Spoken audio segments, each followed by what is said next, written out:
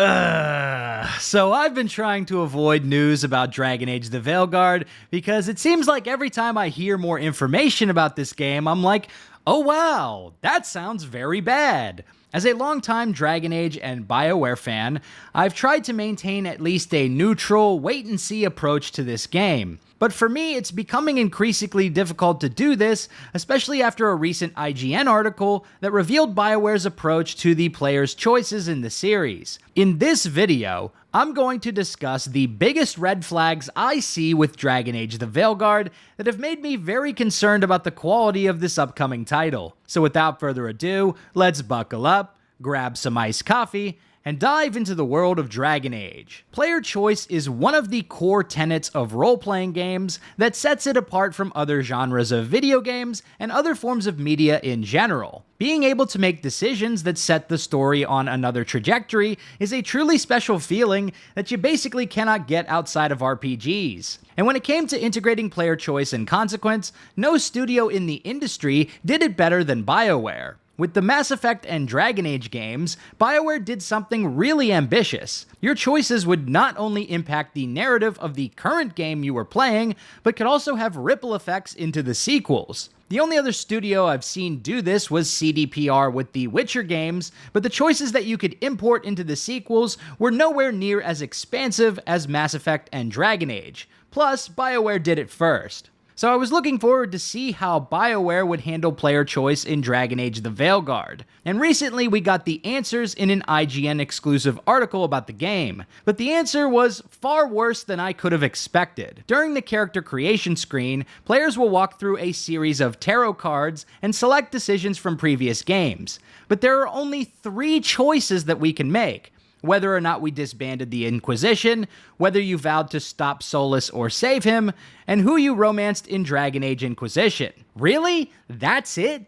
In Dragon Age 2, you could import your save file from Dragon Age Origins, and a number of your past decisions would be integrated into the story. For example, Alistair would make a cameo appearance as either the King of Ferelden, a Grey Warden, or a washed-out drunk, depending on your choices at the LANDSMEET in Origins. Check out my video on the LANDSMEET, by the way, if you want to see more about that. Isabella would have unique dialogue if the hero of Ferelden had a 3-way with her in Origins, and if Alistair or Zevran were also involved, they could chime in as well. Zevran would have a unique side quest if he survived the events of Origins. You would also get a unique side quest depending on whether you sided with the elves or werewolves in Origins. Nathaniel Howe would have a unique side quest if you completed the Awakening DLC, and Anders would have some unique dialogue if he was presumed dead at the end of the DLC as well. There are definitely more choices and unique dialogue than that, but this is just the stuff I can remember off the top of my head. But one choice that will definitely matter is hitting that like button and subscribing to Big Dan Gaming.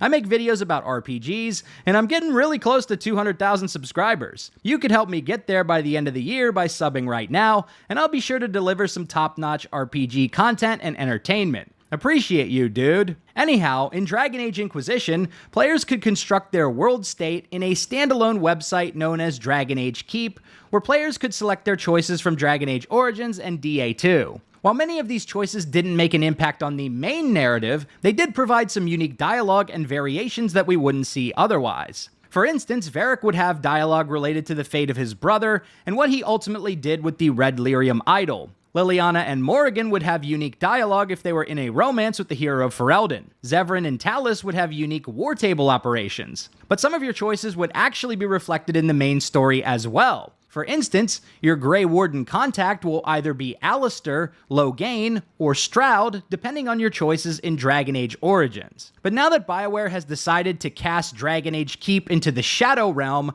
none of this flavor will be possible in Dragon Age The Veilguard. John Epler explained to IGN why BioWare was taking this route with the choices. Our philosophy when it comes to integrating past player choices and world states is wherever possible, we want to avoid contradicting what has happened before. We never want to invalidate your choices, he says. There's never a sense of, oh, that decision doesn't exist, but maybe we don't touch on it in this particular title, he says. Much like Inquisition didn't touch on every decision from Origins, much like DA2 didn't touch on every decision from Origins, it's kind of in the same vein of we're not going to contradict it. We just may not always reference it directly. Epler reiterates previous statements both he and the rest of the BioWare team have made about there not being an official canon when it comes to player choice in Dragon Age. Those choices, he says, are a large part of what makes Dragon Age such a personal story for fans. We don't want to ever imply that a decision is the wrong decision or the right decision, he says. We might joke about things like, oh, you let the Chargers die? Well, that's clearly the wrong choice.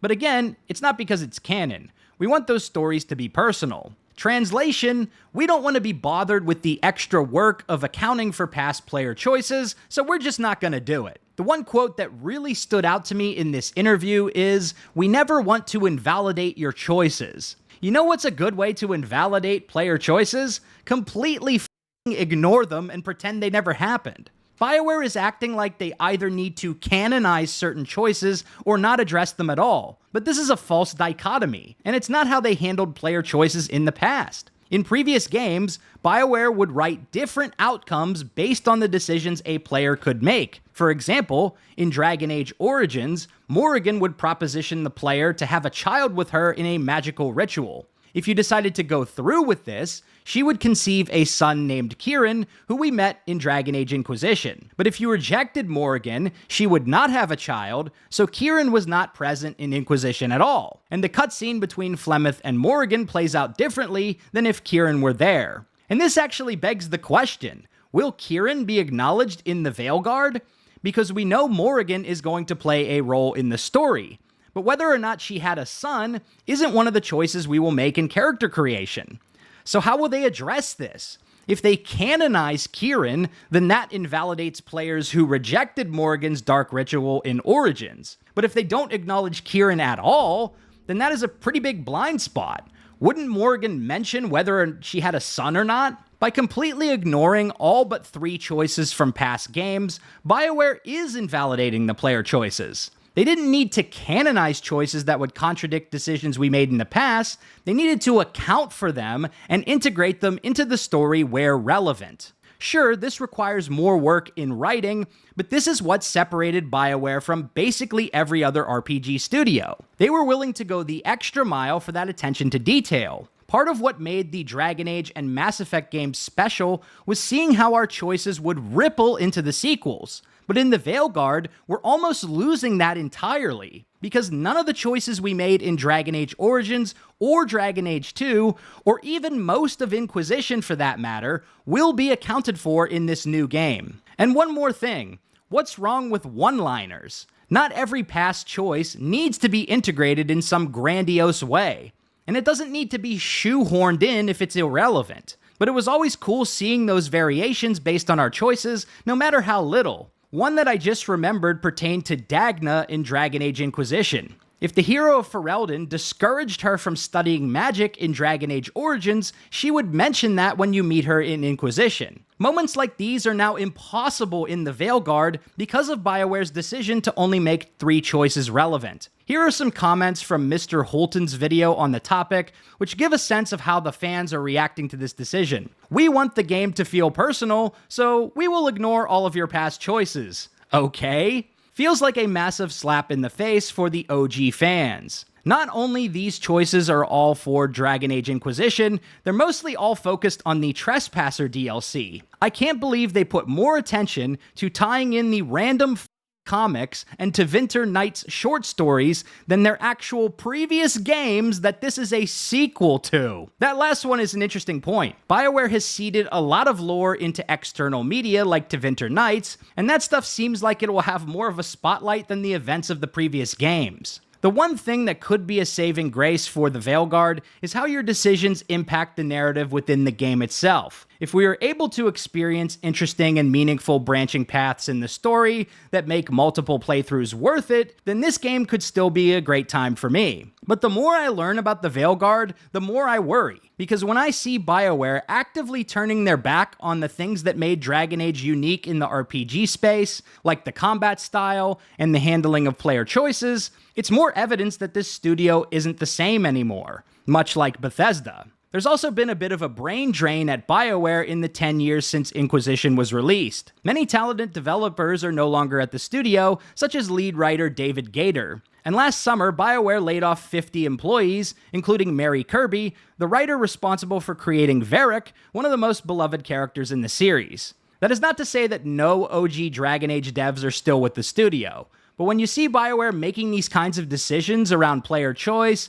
combat changes, and more, it's hard not to wonder whether the studio has enough talent to make Dragon Age stand out in the present day.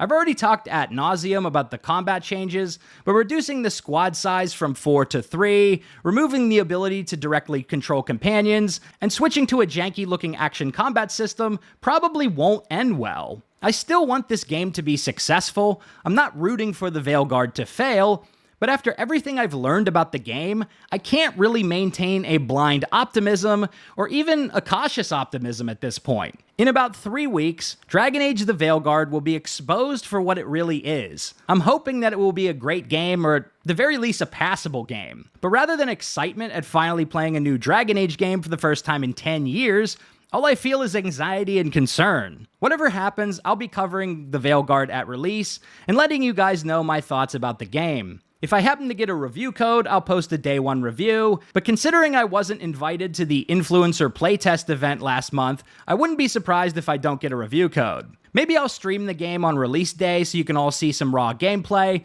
but we'll see how things go. So how are you feeling about Dragon Age The Veilguard? Are you excited, concerned, or do you know in your heart of hearts that this game is just gonna suck? Let me know in the comments below. If you like this video, be sure to subscribe to Big Dan Gaming for more Dragon Age and RPG videos.